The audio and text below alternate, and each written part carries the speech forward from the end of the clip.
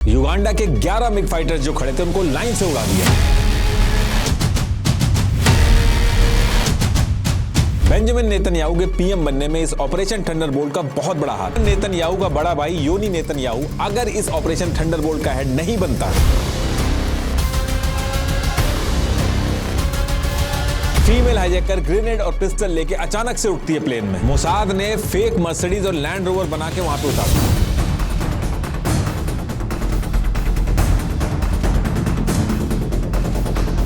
ईदी अमीन को थोड़ा फुसलाया गया कि तुम्हें नोबेल पीस प्राइज दे दिया जाए। ये आदमी तो इंसानों का मांस खा रहा है। लेक विक्टोरिया में बड़े बड़े मगरमच्छ हैं, तो वहां मोसाद पहुंचेगा कैसे? 4000 किलोमीटर दूर अंडर द रडार जाके लाइट्स बंद करके 2 इंजन ऑफ करके ये सारे के सारे उतरते। पहले तो यहां से इजरायलियों को उठा के अलग करो।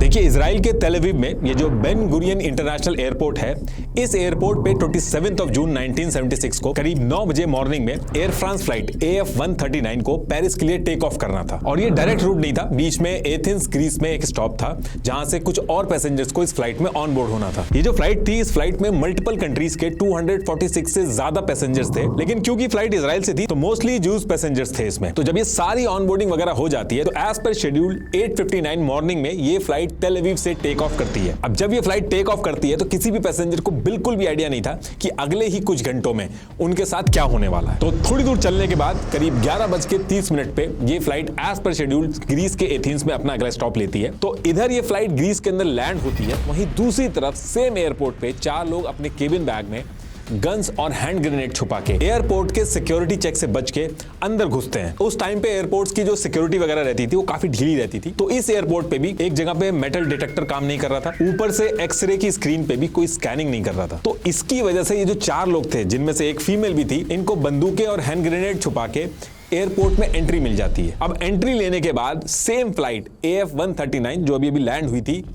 उसमें ये चारों एंट्री ले लेते हैं। और जितने टाइम ये फ्लाइट एयरपोर्ट पे रुकी उतने टाइम में 38 ट्रांजिट पैसेंजर्स इस फ्लाइट से उतरे और करीब 58 पैसेंजर्स इस फ्लाइट पे चढ़े। इन 58 में से ये 4 आतंकवादी भी थे जो इस फ्लाइट में चढ़ गए थे और थोड़ी देर बाद ही इस प्लेन को अभी हाईजैक करने वाले थे। ये 4 आतंकवादी जब इस प्लेन में घुसे थे तो एकदम नॉर्मल पैसेंजर की तरह 2 आतंकवादी फर्स्ट क्लास में जाके बैठ जाते हैं और 2 इकोनॉमी क्लास में जाके बैठ जाते हैं। तो अभी तक 12 बज चुके थे और इस फ्लाइट को अब पेरिस के लिए निकलना था। तो टाइम के हिसाब से टेक ऑफ करते हैं और टेक ऑफ करने के करीब 8 मिनट बाद जब प्लेन गल्फ ऑफ कोरियन वाले एरिया में पहुंचता है तो इन चारों में से जो 2 फर्स्ट क्लास में बैठे थे ये अचानक से एक हाथ में पिस्तौल और एक हाथ में ग्रेनेड लेके अचानक से उठते हैं और तेजी से कॉकपिट जहां पायलट था उस तरफ जाने लगते हैं। अभी जब जा रहे थे तो केबिन क्रू और कुछ पैसेंजर जो आगे थे वो चीखने लगते हैं। अभी भी जो पीछे वाला सेक्शन था उनको नहीं पता था कि आगे फर्स्ट क्लास में क्या हो रहा है। अब ये जो कॉकपिट था उसके अंदर एक पायलट था, एक को पायलट था और एक चीफ इंजीनियर था। और जब ये चीखने की आवाज आ रही थी तो जो पायलट था कैप्टन माइकल बाकोज, इन्होंने चीफ इंजीनियर को बाहर जाके चेक करने को बोला कि देख के आओ क्या चल रहा है बाहर। अब जैसे ही चीफ इंजीनियर कॉकपिट से बाहर की तरफ निकलता है उसके सामने ही एक आतंकवादी जिसका रियल नेम विल्फ्रीड था, ये इसके सर पे बंदूक लगा के और दूसरे हाथ में ग्रेनेड पकड़ रखा होता है, कॉकपिट के अंदर घुस जाता है। Front pages across the world carried the same shocking headline the next morning. Air France Flight 139 diverted, passengers held, and an international crisis unfolding. और को पायलट जहां बैठा था उसको हटा के उसकी सीट पे बैठ जाता है और बाकी जो चीफ इंजीनियर और को पायलट थे उनको बंदूक दिखा के जो पीछे जो हाईजैकर था उसने बाहर कर दिया था। अब इसके बाद जो मेन आतंकवादी था विल्फ्रीड, ये इस पायलट के सर पे बंदूक लगा के साफ कह देता है, देखो ये प्लेन जो पेरिस की तरफ तुम ले जा रहे हो इसको साउथ की तरफ मोड़ लो और जैसा जैसा मैं कह रहा हूं अगर तुम वैसा वैसा करोगे तो कुछ भी नहीं होगा तुम्हें, लेकिन अगर तुमने मेरी बात नहीं मानी तो मैं तुरंत गोली मार दूंगा। तो ये सारी बातें सुन के पायलट जो था वो साउथ की डायरेक्शन यानी कि लीबिया की साइड में प्लेन को मोड़ लेता। अब जब ये इतनी चीजें हुई थी तो सेम टाइम पे पीछे जो इकोनॉमी क्लास में 2 हाईजैकर थे, जैल और फैज, ये भी बंदूक और ग्रेनेड वगैरह लेके पीछे के जो पैसेंजर थे उनको भी कंट्रोल में ले लेते। लेते हैं और 2 से 3 मिनट के अंदर ही पूरी तरीके से प्लेन जो है इन हाईजैकर्स के कंट्रोल में आ जाता है। और उसके बाद जो मेन हाईजैकर था वो कॉकपिट से ही पायलट का जो माइक्रोफोन था उसको लेकर अनाउंसमेंट करता है और उस अनाउंसमेंट में कहता है कि ये प्लेन हाईजैक हो चुका है और अब से तुम्हारा कैप्टन मैं हूं और इस प्लेन को अब से हाइफा बोला जाएगा और जैसा जैसा हम कहेंगे वैसा वैसा अगर आप लोग कहोगे तो कोई दिक्कत नहीं होगी, लेकिन अगर हमारे ऑर्डर्स नहीं माने तो हम प्लेन को उड़ा देंगे। और सेम मैसेज को ये फ्रेंच में भी रिपीट कर देता। ये जो 4 हाईजैकर्स थे इनमें से 2 जैल और फैज ये PFLP-EO ग्रुप से थे जो इजराइल के खिलाफ पैलेस्टीन की आजादी के लिए लड़ रहा था, और बाकी जो 2 हाईजैकर थे ब्रिजिट और विल्फ्रेड ये जर्मनी के रिवॉल्यूशनरी सेल से थे। ये ग्रुप अमेरिका और पावरफुल वेस्टर्न कंट्रीज जो थी उनकी मनमानी के खिलाफ जर्मनी में और बाकी जगह पे लड़ रहा था। तो पैलेस्टीनियन की जो आजादी की लड़ाई चली थी उनका भी इनको सपोर्ट था। तो इस हाईजैकिंग में ये दोनों ग्रुप साथ में आ गए थे,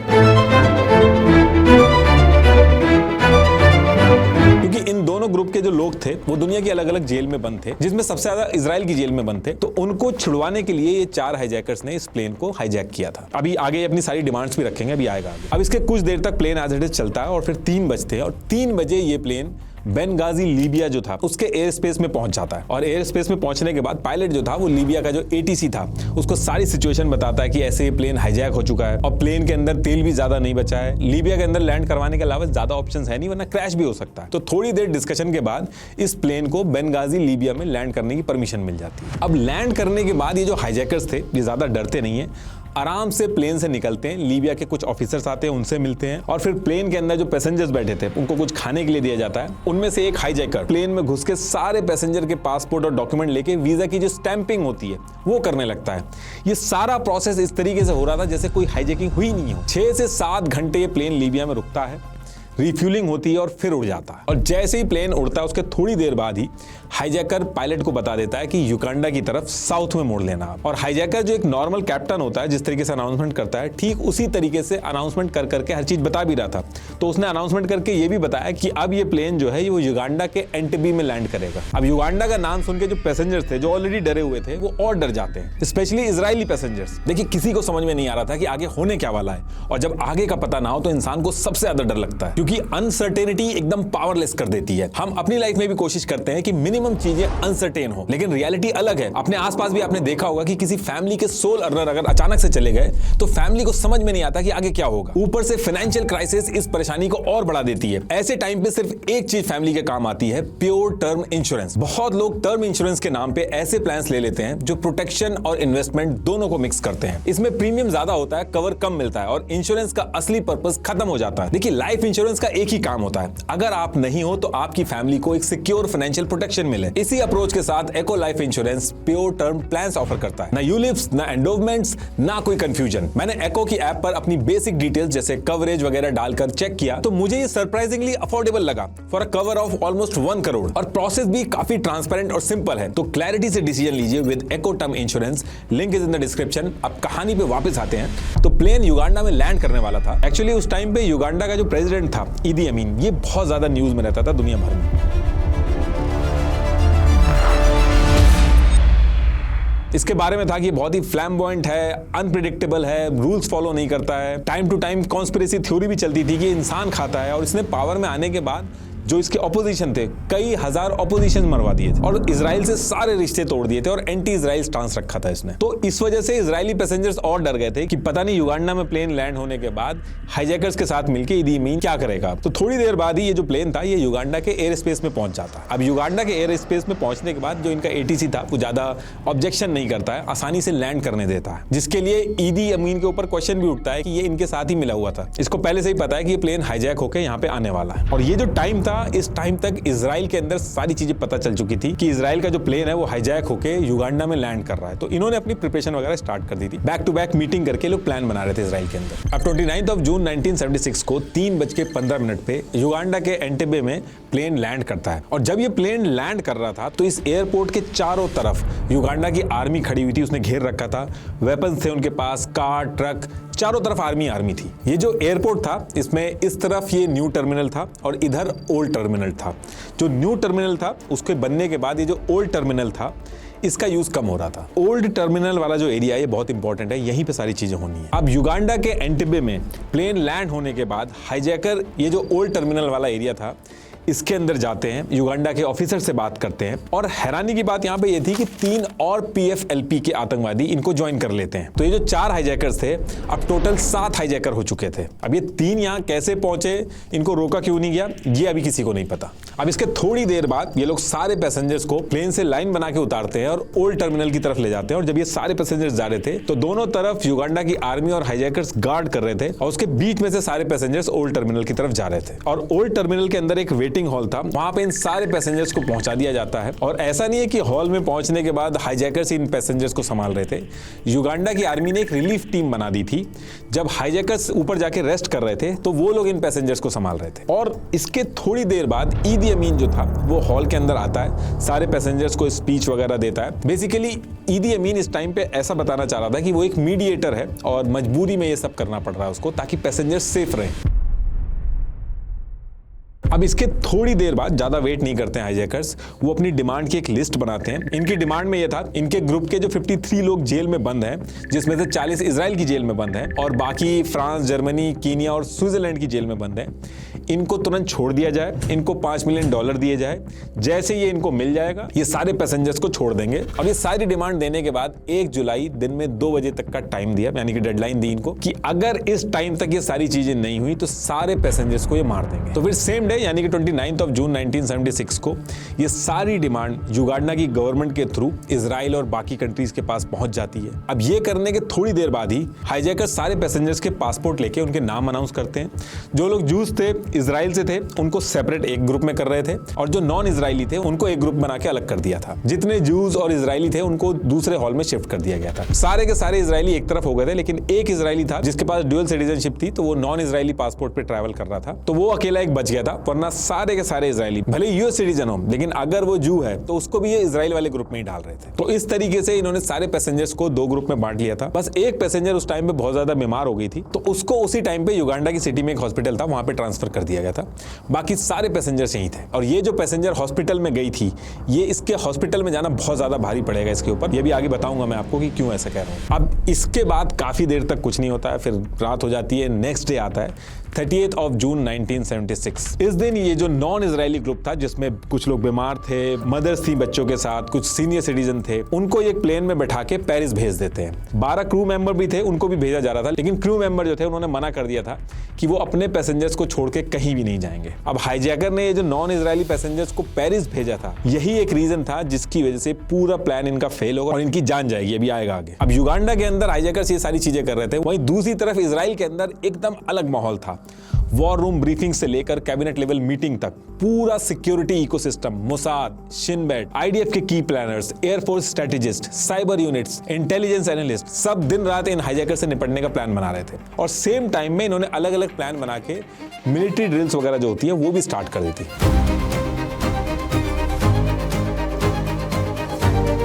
किसी भी टाइम पे इमीडिएट रिस्पांस करना पड़ जाए तो एक इमरजेंसी कमेटी बना रखी थी। इसके साथ साथ एक फास्ट इंटेलिजेंस टीम सेटअप करी थी। इस टीम का बस एक ही काम था कि जिस लोकेशन पे हॉस्टेजेस हैं, हाईजैकर्स हैं, उसकी एक एक डिटेल, एंट्री कहां से, एग्जिट कहां से, हाईजैकर्स कितने हैं, उनके हाथ में वेपन कौन सा है, एक एक डिटेल ये लोग इकट्ठा कर रहे थे। और पैरेलली एक नई ब्रेनस्टॉर्म टीम जो थी उसको भी सेटअप किया गया था, ताकि इन डिटेल्स को लेके ऑपरेशन के लिए मल्टीपल प्लान्स रेडी किए जा सके। तो इसी टीम के अंदर से हाईजैकर्स ने जो नॉन इजरायली पैसेंजर्स को पेरिस छोड़ दिया था, एक टीम सीधे पेरिस पहुंच जाती है और इन छोड़े हुए नॉन इजरायली पैसेंजर से इंटेरोगेशन स्टार्ट कर देती है। इन्होंने हर एक चीज की एक डिटेल्ड रिपोर्ट बनाई, कितने हाईजैकर्स हैं, क्या बात करते हैं, किस लैंग्वेज में बात करते हैं, युगांडा आर्मी किस जगह पे खड़ी थी, एग्जिट कहां से हुई, कौन कहां पे जाके रेस्ट कर रहा था, हर एक चीज इकट्ठी करके इन्होंने डिटेल बना ली थी। इससे बहुत ज्यादा फायदा हुआ था इजराइल को प्लान बनाने में। इस टाइम पे इजराइल ने मिलिट्री और डिप्लोमेटिक दोनों चैनल्स ऑन कर दिए थे। पहली प्रेफरेंस इजराइल की ये थी कि बैक चैनल से इसका कुछ सोल्यूशन निकाल लिया जाए, मिलिट्री ऑपरेशन की जरूरत ना पड़े। इन्होंने बैक चैनल से यूएस को अप्रोच किया। यूएस ने इजिप्ट के प्रेसिडेंट, अफ्रीकन लीडर से बात करके ट्राई किया, प्रेशर बनाने की कोशिश की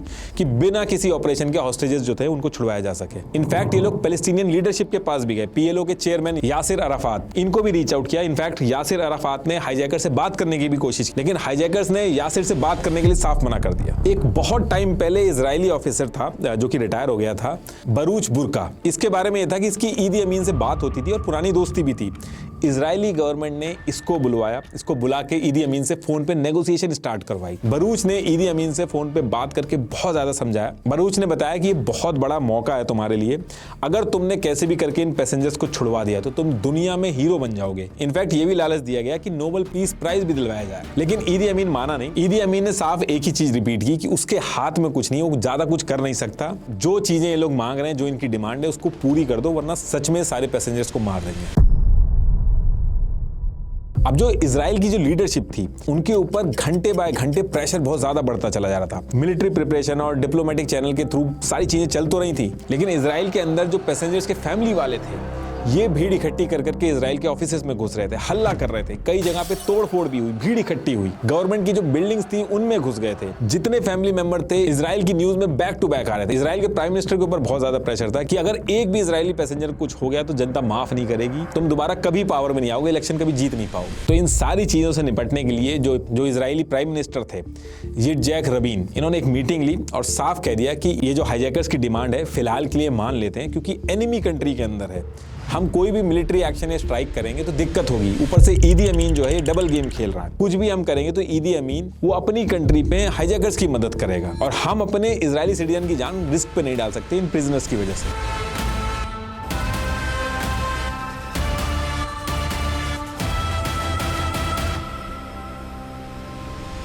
लेकिन जब ये मीटिंग के अंदर ये सारे डिस्कशन चल रहे थे तो इजराइल के डिफेंस मिनिस्टर शिमोन ये अड़ जाते हैं। ये साफ कह देते हैं कि अगर इन आतंकवादियों को हम अपनी जेल से छोड़ेंगे तो उससे ज्यादा डैमेज होगा, तो आगे चल के और ज्यादा डैमेज करेंगे, हम और ज्यादा दुनिया के सामने वीक दिखेंगे। तो इसको लेके प्राइम मिनिस्टर और डिफेंस मिनिस्टर जो थे, इनके बीच में कंफ्लिक्ट स्टार्ट हो गया था। लेकिन फिर ये डिसाइड होता है कि एक प्लान बनाओ, उसको सामने रखो और देखते हैं क्या किया जा सकता। अब ये सारी चीजें होते होते 1 जुलाई की डेट आ जाती है और इस दिन मॉर्निंग में तेल अवीव के हकरिया में एक इमरजेंसी मीटिंग होती है। इस मीटिंग में चीफ ऑफ स्टाफ गुर, डिफेंस मिनिस्टर शिमोन और पीएम राबिन, इनके सामने इजराइल के ब्रिगेडियर जनरल डैन, ये 3 प्लान लेके आते हैं कि ये 3 मिलिट्री ऑपरेशन करके हम अपने पैसेंजर्स को छुड़वा सकते हैं। पहला ये था कि एंटेबे एयरपोर्ट के पास एक लेक विक्टोरिया थी, वहां पे इजराइल के जो नेवल कमांडो हैं वो बोट से जाएंगे, फिर आगे जाके एयरपोर्ट के ओल्ड टर्मिनल में घुस के हाईजैकर्स को मार देंगे और फिर सरेंडर कर देंगे युगांडा को। दूसरा ये था कि पैराशूट से पैरा कमांडो ड्रॉप किए जाए, वो वहां पे उतरे, अंदर जाएं और हाईजैकर्स को मार दें। और तीसरा ये था कि एक सिविल प्लेन के अंदर, जो बगल वाला एयरपोर्ट था, सिविल प्लेन के अंदर सारे लोग जाएं, रूल फॉलो करें और उस प्लेन के अंदर सारे इजरायली कमांडो हो, छुप के जाएं वो और सारे हाईजैकर्स को मार के अपने हॉस्टेजेस छुड़ा लें। लेकिन जैसे ही प्रेजेंटेशन खत्म होती है, तीनों प्लान हायर अथॉरिटी रिजेक्ट कर देती है, क्योंकि इन तीनों प्लेन में दिक्कत ये थी कि घुसने की प्लानिंग जो थी वो बहुत अच्छी थी, लेकिन हाईजैकर्स को मारने के बाद वापस आने की जो एग्जिट स्ट्रेटेजी थी वो सारे ऑप्शन अनरिलायबल थे। जैसे लेक विक्टोरिया में क्रोकोडाइल्स बहुत थे, उसका मेंशन नहीं था। ऊपर से इन तीनों प्लान में जो एग्जिट प्लान था वो डिपेंड करता था ईदी अमीन के ऊपर। इन तीनों प्लान में ये अज्यूम किया गया था कि ईदी अमीन जो है वो जब ये हाईजैकर्स को मार देंगे तो इनका सपोर्ट करेगा। ईदी अमीन को लेके इन लोगों को डाउट था, ये खुद मिला हुआ है, तो बाद में वो क्या करेगा उसके बेसिस पे हम अपना प्लान नहीं बना सकते। तो इस वजह से तीनों प्लान को रिजेक्ट कर दिया था। और मीटिंग खत्म होने के बाद ब्रिगेडियर जनरल डैन जो थे ये थोड़ा और टाइम मांगते हैं ताकि एक अच्छा प्लान बनाया जा सके जिसमें युगांडा की जो गवर्नमेंट है इनके ऊपर डिपेंडेंसी ना हो। और फिर सेम डे यानी कि 1 जुलाई 1976 को ये लोग हाईजैकर्स के साथ एक नेगोशिएशन स्टार्ट करते हैं। ये नेगोशिएशन बेसिकली इसलिए था कि कुछ टाइम बाय कर लें प्लान बनाने के लिए। तो ये अपने डिप्लोमेटिक चैनल्स का यूज करके मैसेज भिजवाते हैं कि हम आपकी सारी शर्तें मानने के लिए रेडी हैं, लेकिन इतने सारे प्रिजनर्स हैं और कई अलग अलग कंट्रीज में हैं, तो इनको छुड़ा के इकट्ठा करके आपके पास लाने के लिए 2 से 3 दिन चाहिए होंगे। अब इसी टाइम पे एक कोइंसिडेंस ये भी था कि ईदी अमीन जो था इसको OAU की चेयरमैनशिप हैंडओवर करने के लिए मॉरिशस जाना था, तो ये भी चाहता था कि थोड़ा टाइम एक्सटेंड हो जाएगा तो उसके लिए अच्छा रहेगा। तो मल्टीपल डिस्कशन के बाद बात बन जाती है और डेट को 4 जुलाई दिन में 2 बजे के लिए एक्सटेंड कर दिया जाता है और कहा जाता है कि अगर 4 जुलाई को 2 बजे तक आपने हैंडओवर नहीं किए, उनकी डिमांड नहीं पूरी की, तो जितने पैसेंजर्स हैं इनको मार दिया जाएगा। तो ईदी अमीन बाकायदा मीडिया के सामने आता है और प्रॉपर अनाउंसमेंट करता है और कहता है कि देखो मैंने पहले भी कुछ पैसेंजर्स थे उनको पेरिस भिजवा दिया, उनको मैंने ही छुड़वाया बात करके, और दोबारा से मैंने बात करके डेट एक्सटेंड करा ली है। तो इसको लेके भी ईदी अमीन की तारीफ होती है। अब ये जो टाइम मिला था, इनकी जो इंटेलिजेंस गैदरिंग टीम थी, इनके पास एक इन्फो आती है कि एक इजराइल कंस्ट्रक्शन कंपनी थी सोलेल बोने। इस कंपनी ने ईयर 1960 से 1970 के बीच में ये जो युगांडा एयरपोर्ट का ओल्ड टर्मिनल है, जहां पे सारे हाईजैकर्स हैं, सारे पैसेंजर्स हैं, इसी कंपनी ने बनाया है। तो तुरंत ये इस इजरायली कंपनी को बुलाते हैं, इनसे एक्चुअल लेआउट, टर्मिनल का design, entry exit point, room, corridor, सब कुछ इंच बाय इंच इनको पता चल जाता है। और जो पेरिस में पैसेंजर्स थे जो रिलीज हुए थे, उनसे भी सारी चीजें मैच करके ये लोग एक एक्चुअल मॉडल बना लेते हैं ताकि ऑपरेशन एग्जीक्यूट करा जा सके। अब इसके बाद सारी डिटेल इकट्ठा करके एक फाइनल प्लान रेडी होता है, जिसमें एंट्री, एग्जिट सब इनके कंट्रोल में रहती है और ये प्लान सबको पसंद आता है। इनके फाइनल प्लान में ये था कि रैदर देन कुछ कमांडो जाके हाईजैकर्स को मारें, उसकी बजाय युगांडा को बिना बताए, बाकी कंट्रीज को बिना बताए, अंडर द रडार एक बहुत बड़ी इजरायली कमांडो की टीम जाए, 100 से ज्यादा की, ये चुपचाप बिना किसी को बताए युगांडा के एयरपोर्ट पे पहुंचे, पूरे एयरपोर्ट को टेक ओवर करें और इस तरीके से टेक ओवर करें कि अगर युगांडा की आर्मी भी आ जाए, वॉर जैसी सिचुएशन भी हो जाए, तो उससे भी निपट सकें। और जब ये हाईजैकर्स को मारे तो पूरे एरिया को अपने कंट्रोल में लेके मारें और जितने भी पैसेंजर्स हैं उनको छुड़वा के वापस इजराइल लें। अब देखिए, ये जो प्लान फाइनल हुआ था, जो सबको पसंद आया था, इस प्लान में ऐसा बहुत कुछ अजूबा नहीं था, या ऐसा नहीं था कि ये कभी ऐसा सोचा ही ना गया हो। इस प्लान की जो सबसे इंपॉर्टेंट चीज थी, जिसकी वजह से ये प्लान एक एक्स्ट्रा ऑर्डिनरी प्लान बना, इस पूरे प्लान में स्पीड बहुत इंपॉर्टेंट रोल प्ले कर रही थी। स्टेप बाय स्टेप एक स्पीड डिसाइड की गई थी कि सारा प्लान एक पर्टिकुलर स्पीड से एग्जीक्यूट किया जाए, तभी एक दुश्मन कंट्री में उसकी मर्जी के बिना जाके आप प्लान एग्जीक्यूट कर सकते हैं। इसीलिए ये जो ऑपरेशन था, इसका नाम रखा गया था ऑपरेशन थंडरबोल्ट। ये बिजली की तेज रफ्तार की तरह इसको करना होगा, तभी इसमें सक्सेस मिलेगी। तो 3 जुलाई 1976 को शाम को 6:30 बजे इस प्लान को एग्जीक्यूट करने का अप्रूवल मिल जाता है इजराइल की गवर्नमेंट से। प्रिपरेशन ऑलरेडी चल रही थी सारे मॉडल्स पे, और 3 जुलाई को ही फिक्स हो जाता है कि आज की रात ही, करीब रात में 11 बजे ये प्लान एग्जीक्यूट होगा, क्योंकि दिन में करेंगे तो पकड़े जाने का डर होगा और अगले दिन ही डेडलाइन थी। तो इस वजह से रात को 11 बजे इस प्लान को एग्जीक्यूट करना फिक्स कर दिया जाता। तो एक तरफ हाईजैकर्स अपना आराम से खुश थे कि इजरायली गवर्नमेंट मान गई है, अब कुछ ही घंटे बचे हैं कि अगले दिन 2 बजे इनके ग्रुप के जो लोग हैं वो इनको मिल जाएंगे। लेकिन वहीं दूसरी तरफ इजराइल के जो कमांडो थे, वो कुछ ही घंटे में प्लेन लेके निकलने वाले थे युगांडा के अंदर हाईजैकर्स को मारने के लिए। इस मिशन के लिए इजराइल ने 4 C-130 हरक्यूलिस प्लेन सेलेक्ट किए थे। इन प्लेन्स को इसलिए सेलेक्ट किया गया था क्योंकि ये खराब एयरफील्ड हो, फास्ट लैंडिंग करनी हो, टेक ऑफ करना हो, छोटे रनवे पे तेजी से टेक ऑफ करना हो, ये सारी चीजों में बहुत अच्छा था। और क्योंकि एक ऐसी कंट्री में जा रहे थे वहां से कुछ भी सपोर्ट नहीं मिलना था, तो इनको बहुत सारा सामान लेके जाना था। तो ये प्लेन जो था, ये बहुत ही हैवी लोड भी उठा सकता था, उसके लिए बहुत बेस्ट था। इस प्लेन का बैक डोर खुल जाता था, जिसमें बहुत ही फास्ट तरीके से लोडिंग अनलोडिंग हो जाती थी। ये पूरा जो मिशन था, जो आगे एग्जीक्यूट होना था, इस मिशन के लिए मर्सिडीज और लैंड रोवर कार, इनका बहुत इंपॉर्टेंट रोल था। अभी आगे आएगा क्यों ये बहुत ज्यादा जरूरी थे। तो इन बड़ी बड़ी कार्स को भी ले जाना इस प्लेन के अंदर बहुत आसान था। ये स्टेल्थ प्लेन नहीं था, लेकिन अंडर द रडार जाते टाइम इनके पकड़े जाने के चांसेस बाकियों से काफी कम थे, और यही सारे रीजन थे कि ये 4 प्लेन सेलेक्ट किए गए थे। अब देखिए, इजराइल से युगांडा की जो डिस्टेंस है वो 4000 किलोमीटर से भी ज्यादा है। तो इन प्लेन्स में कितनी भी रिफ्यूलिंग कर लेते, वापस आते टाइम एक जगह तो इनको रिफ्यूलिंग करानी ही पड़ती। तो इन लोगों ने सीक्रेटली केनिया से कुछ परमिशन ले ली थी कि ऑपरेशन पूरा होने के बाद रिफ्यूलिंग जो है वो केनिया से हो जाएगी। तो ये सारी चीजें सेट होने के बाद ये 4 प्लेन रात में 11 बजे के करीब शर्म अल शेख वाला जो एरिया था, वहां से उड़ना स्टार्ट करते हैं। इनके पीछे 2 बोइंग 707 भी फॉलो करते हैं। एक बोइंग 707 जो था, उसको केनिया में एज अ बैकअप की तरह रखना था। दूसरा जो था, उसको ये टास्क दिया गया था कि अगर ऑपरेशन एकदम जब फाइनल स्टेज में होगा, तो उस एरिया पे अगर जरूरत पड़ेगी तो नजर रखेगा। तो ये सारी चीजें सेट होने के बाद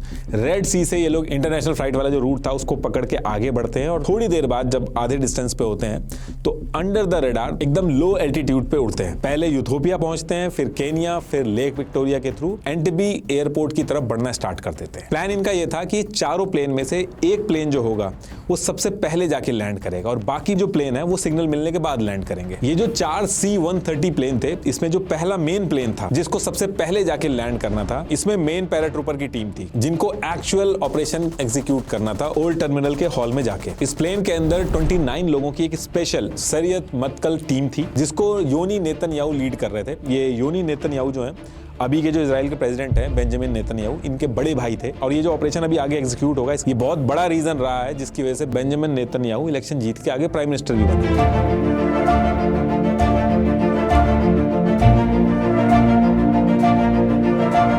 ऐसा मैं क्यों कह रहा हूँ ये भी अभी आगे आपको पता चलेगा। तो जो पहला C-130 प्लेन था, इसमें तो मेन टीम थी। दूसरा जो प्लेन था, इस प्लेन में क्विक रिएक्शन टीम थी। इस प्लेन के अंदर जो टीम थी उसको निकल के न्यू टर्मिनल वाले एरिया को सिक्योर करना था। इन केस युगांडा की आर्मी रिटेलिएट करे तो उससे निपटना था, और जब बाकी की टीम पैसेंजर्स को बाहर लेके आ रही होंगी तो उनके लिए एक सेफ रूट भी रेडी करना था। तीसरा प्लेन जो था उसके अंदर रिजर्व पैराट्रूपर्स थे। इनका काम था कि प्लेन से निकल के जो युगांडा एयरफोर्स के जितने भी मिक्स प्लेन खड़े थे उनको डिस्ट्रॉय करना। ऐसा इसलिए डिसाइड किया था इन्होंने ताकि इन केस जब ये चारों प्लेन सारे पैसेंजर्स को लेके आ रहे हों तो अगर युगांडा की एयरफोर्स कुछ इन पे हमला भी करना चाहे तो ना कर पाए। चौथा जो प्लेन था इसमें इवैक्यूएशन और मेडिकल सपोर्ट की टीम थी, और इसके साथ साथ 10 लोगों की प्लेन रिफ्यूलिंग टीम भी बना के इन्होंने बैकअप में रख दी थी। इनके पास पोर्टेबल फ्यूल पंप वगैरह थे। ये इसलिए था कि इन केस अगर केनिया में रिफ्यूलिंग वाले ऑप्शन को लेके कोई दिक्कत हो जाए तो इन लोगों ने पहले से ही पता कर रखा था कि एंटेबे एयरपोर्ट पे फ्यूल वाला एरिया किधर है, तो उस इमरजेंसी वाले केस में ये खुद से ही पंप करके अपने प्लेन में रिफ्यूलिंग कर लेंगे। तो अब यहाँ से जो पहला प्लेन था वो युगांडा एंटेबे एयरपोर्ट के एकदम पास पहुंचने वाला था। एक बार मैं आपको एयरपोर्ट का एक्चुअल लेआउट भी समझा देता हूं, तभी आपको ये पूरा ऑपरेशन समझ में आएगा। ये यहाँ पे ये न्यू टर्मिनल है और ये इसका न्यू रनवे है, और यहाँ न्यू ATC टावर है, और ये यहाँ पे है ओल्ड टर्मिनल। इसी ओल्ड टर्मिनल बिल्डिंग में सारे हॉस्टेजेस हैं, और इसी जगह पे जो पूरा ऑपरेशन थंडरबोल्ट है वो कुछ ही मिनट में होने वाला है। उस टाइम पे ओल्ड टर्मिनल का यूज नहीं होता था, तो ये खाली रहता था, खाली हॉस्टेजेस, हाईजैकर्स और यही सब थे। ये यहाँ पे ये जो आप ओल्ड ATC टावर देख रहे हैं इसके ऊपर युगांडा के जो सोल्जर्स थे ये तैनात थे, और ये इसका ओल्ड रनवे है। इसके अलावा इसमें ये एक मिलिट्री रनवे भी है, और ये यहाँ इसके साइड में युगांडा एयरफोर्स के 11 मिग फाइटर जेट्स खड़े हैं। इस पूरे एयरपोर्ट के साउथ में ये विक्टोरिया लेक है, यहीं से इजराइल ने अपने सारे प्लेन्स को एक एक करके लैंड करवाया था। तो अब यहाँ से ये प्लेन पहुंच गए थे इस एरिया के पास। Operation Thunderbolt has begun, marking a critical turn in the unfolding international crisis. Reports indicate that Israeli forces have launched a coordinated late-night mission at Entebbe Airport. अब ऑपरेशन एग्जीक्यूट होना था। सबसे पहले C-130 जो पहला main plane था जिसमें सारे कमांडो थे, ये एयरपोर्ट के पास पहुंचता है, अपनी लाइट बंद करता है, उसके साथ साथ 4 में से 2 इंजन बंद करता है ताकि नॉइस कम हो, और फिर एक प्लान्ड पॉइंट पे धीरे धीरे करके लैंड करना स्टार्ट करता है। लैंड करते टाइम डोर हवा में ही खोल दिए जाते हैं ताकि अनलोडिंग फास्ट हो, और फिर लैंड होने के बाद ये एक बैटरी लाइट से सिग्नल बना देते हैं ताकि बाकी 3 प्लेन्स भी लाइट कोड के हिसाब से लैंड करें, और आगे लड़ाई के टाइम पे युगांडा फोर्सेस अगर घेरने के लिए रनवे की लाइट ऑफ कर दें या कंफ्यूज करने के लिए ऐसा कुछ करें तो इनको दिक्कत ना आए। अब इसके बाद ये प्लेन यहाँ घूम के ओल्ड रनवे के पास आकर खड़ा हो जाता है, और इसमें से पहले ब्लैक मर्सिडीज और 2 लैंड रोवर निकलती हैं। अब यहाँ से इनका प्लान ये था कि ये सारे कमांडो ईदी अमीन जिस कार के साथ एयरपोर्ट पे आता था अपना कॉन्वॉय बना के, सेम उसी की तरह ये लोग एक फेक कॉन्वॉय बनाएंगे जिसमें एग्जैक्टली वही सारी गाड़ियां होंगी, वही सारे नंबर प्लेट होंगे, जैसे फ्लैग होते हैं वही होंगे, और इसी फेक कॉन्वॉय में ये सारे कमांडो बैठेंगे। ये इजरायली कमांडो ने फेक नंबर, फेक फ्लैग सब कुछ एज इट इज लगा रखा था जो ईदी अमीन के कॉन्वॉय से एक्चुअल मैच करता था। तो पूरा कॉन्वॉय बना के योनी नेतन्याहू और उनकी कोर टीम 29 कमांडो और 52 पैराट्रूपर इसमें बैठ जाते हैं, और 30 सेकंड से 2 मिनट के अंदर ये सारी चीजें कंप्लीट कर लेते हैं, और फिर ये फेक कॉन्वॉय बना के ओल्ड टर्मिनल की तरफ मूव करने लगते हैं। और जब ये धीरे धीरे आगे बढ़ रहे थे तो सेम टाइम पे बचे हुए 3 प्लेन जो थे इजराइल के वो भी रनवे पे एक एक करके लैंड कर रहे थे, और इनमें से जो टीमें थी वो निकल निकल के अलग अलग एरिया सिक्योर कर रही थी। जैसे एक न्यू टर्मिनल वाला एरिया था उसको सिक्योर किया, दूसरी टीम ने न्यू कंट्रोल टावर जो था उसको कंट्रोल किया। तो इस टाइम पे योनी नेतन्याहू ने जो फेक कॉन्वॉय बनाया था उसको 40 किलोमीटर पर आवर की स्पीड पे ही चल रहे थे, एग्जैक्टली जो ईदी अमीन जिस स्पीड से चलता था, ताकि किसी को शक ना हो। लेकिन यहाँ पे एक बहुत बड़ी दिक्कत आ जाती है। ईदी अमीन हमेशा एक ब्लैक कलर की मर्सिडीज में आता था, तो इन्होंने भी अपने फेक कॉन्वॉय में एग्जैक्ट ब्लैक कलर की मर्सिडीज रखी थी सेम नंबर प्लेट के साथ। लेकिन 2 से 3 दिन पहले ईदी अमीन ने एक व्हाइट मर्सिडीज खरीद ली थी, और 2 दिन से वो उसी मर्सिडीज में आ रहा था अपने कॉन्वॉय में। अब ये जो इंटेल था वो इजरायली कमांडो के पास नहीं था, तो ये लोग अपना फेक कॉन्वॉय बना के ओल्ड टर्मिनल से जब 300 मीटर की दूरी पर थे तो 2 युगांडा के जो सिक्योरिटी गार्ड थे उनको डाउट होता है कि 2 दिन से व्हाइट मर्सिडीज में ईदी अमीन आ रहा था, तो आज ये ब्लैक मर्सिडीज कैसे आ गई और वो भी रात में क्यों आई है। तो ये दोनों क्या करते हैं, इस कॉन्वॉय को रोक देते हैं। अब इजरायली कमांडो जो थे इनको साफ इंस्ट्रक्शन दिए गए थे कि इस पूरे प्लान में युगांडा की जो आर्मी ऑफिसर्स हैं उनको मारना नहीं है, बिल्कुल अवॉइड करना है, वरना वॉर जैसी सिचुएशन हो सकती है। लेकिन जैसे ये सिक्योरिटी गार्ड रोकते हैं, ब्लैक मर्सिडीज जो थी उसमें पीछे वाली विंडो खुलती है और एक इजरायली कमांडो विंडो नीचे करके साइलेंस्ड गन से उसको मार देता है। लेकिन पीछे वाली जो रेंज रोवर थी इसके अंदर जो इजरायली कमांडो खड़ा था वो अनसप्रेस्ड फायर कर देता है, यानी कि बिना साइलेंसर वाली फायरिंग कर देता है दूसरे गार्ड पे। तो इसकी वजह से बहुत तेज आवाज होती है पूरे रनवे पे। तो इजरायली कमांडो जो थे वो भी डर जाते हैं कि अंदर जो हाईजैकर्स हैं, युगांडा की जो फोर्सेस हैं, ये अलर्ट हो जाएंगी। तो जैसे ये लोग इन दोनों को मारते हैं, ये पूरा जो कॉन्वॉय था उसमें सारी कार्स को वहीं छोड़ते हैं और मल्टीपल कमांडो के ग्रुप्स बना के ओल्ड टर्मिनल की तरफ बहुत तेजी से दौड़ के पहुंचने लगते हैं। 300 मीटर दूरी पर था तो जल्दी पहुंच जाता। अब जैसे ये पहुंचते हैं तो ओल्ड एटीसी टावर के ऊपर जो युगांडा आर्मी थी वो इनके ऊपर घुसते टाइम फायरिंग स्टार्ट कर देती है। 2 टीम इनको जवाब देती है, इनसे निपटती है और इसी बीच में एक टीम रुकती नहीं है, जो यूनी नेतन्याहू वाली थी वो आगे ओल्ड टर्मिनल वाला जो मेन हॉल था वहां की तरफ घुसने की कोशिश करती है। स्पीड जो थी वो इस मिशन की सबसे इंपॉर्टेंट चीज थी, उसको ही ब्रेक नहीं करते। और जब ये यूनी नेतन्याहू घुस रहे थे तो पीछे से युगांडा के एक ऑफिसर ने गोली चलाई थी तो वो इनको लग जाती है, तो इनकी जान वहीं पे चली जाती है। लेकिन कोई रुकता नहीं है। ऑपरेशन के शुरुआत होते ही मेन लीडर की डेथ हो जाती है, लेकिन ये लोग रुकते नहीं, डायरेक्ट अंदर घुसने की कोशिश करते हैं। जैसे ही अंदर घुस रहे थे एक हाईजैकर बाहर की तरफ आता है, उसको ये वहीं पे मार देते हैं। अंदर ये घुसते हैं तो पैसेंजर्स तो रहते हैं लेकिन 2 हाईजैकर्स भी रहते हैं, उनकी तरफ से फायरिंग होने लगती है तो ये उनको भी मार देते हैं। इनको मारने के बाद इजरायली कमांडो मेगाफोन पे इंग्लिश और हिब्रू दोनों लैंग्वेज में चिल्लाते हैं स्टे डाउन, लेकिन इन सब के बाद भी एक पैसेंजर था वो खड़ा हो जाता है, तो इसको हाईजैकर समझ के इजरायली कमांडो जो है गलती से मार देते हैं।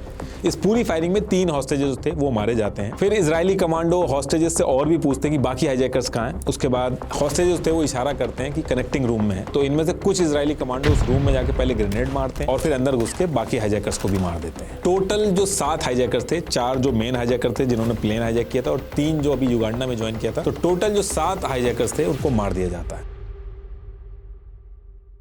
इसके बाद ये लोग फर्स्ट फ्लोर पे जाते हैं, उसके बाद नीचे चेक करते हैं और फिर जैसे ये पूरा एरिया क्लियर कर लेते हैं, पैसेंजर इनके कंट्रोल में आते हैं, तो अपनी इंटरनल टीम को रेडियो के थ्रू मैसेज भेज देते हैं कि सारे हॉस्टेजेस को लेके बाहर निकल रहे हैं। टोटल 106 हॉस्टेजेस में से 3 क्रॉस फायरिंग में मारे गए थे। एक हॉस्टेज डोरा बलोच जो थी वो बीमार थी, तो वो युगांडा की सिटी हॉस्पिटल में थी, तो एक वो रह जाती है। बाकी 102 हॉस्टेजेस लेके इजरायली कमांडो धीरे धीरे करके बाहर निकलना चालू करते हैं। तो बाहर भी काफी फायरिंग ऑलरेडी चल रही थी। जो ओल्ड एटीएस टावर था वहां के जो युगांडा के आर्मी वाले थे उनको इन्होंने मार दिया था। ये उस टावर की ओरिजिनल इमेज है जहां से फायरिंग हो रही थी। इसमें आपको गोलियों के निशान भी दिखेंगे। अब इसके बाद ये लोग गार्ड बनाते हैं। सारे जो पैसेंजर्स थे उनको धीरे धीरे करके प्लेन में बैठा लिया जाता है और फिर ये इस वाले रनवे से आगे जाते हैं जहां युगांडा के मिक्स खड़े थे और इजरायली कमांडो जितने भी प्लेन्स खड़े थे युगांडा एयरफोर्स के, इस सब को डिस्ट्रॉय कर देते हैं। और इसके बाद ये चारों प्लेन सारे हॉस्टेजेस और यूनी नेतन्याहू की बॉडी को लेकर वहां से निकल जाते हैं। टोटल 53 मिनट में ये लोग उस एयरपोर्ट पे थे। 30 मिनट टोटल असॉल्ट चला, 7 के 7 हाईजैकर्स मारे गए, 45 युगांडा आर्मी के लोग मार दिए जहां इनको मना किया गया था कि एक को भी मत मारना। और फिर ये चारों प्लेन टेक ऑफ करके केनिया में लैंड करते हैं, वहां रिफ्यूलिंग होती है और फिर वापस ये लोग इजराइल के उसी बेन गुरियन एयरपोर्ट जहां पे सारे पैसेंजर ने 27 जून को पेरिस के लिए चढ़े थे एग्जैक्टली वहीं लैंड करते हैं। ये वापस इजराइल बेन गुरियन एयरपोर्ट पे आने के बाद की इमेजेस हैं। अब इस ऑपरेशन के खत्म होने के बाद ईदी अमीन जो था वो बहुत गुस्सा हो गया था, तो उसने अपने आर्मी चीफ को भी अरेस्ट करा दिया था कि शायद ये भी मिला होगा इनसे, तभी ये लोग इतना कुछ कर पाए।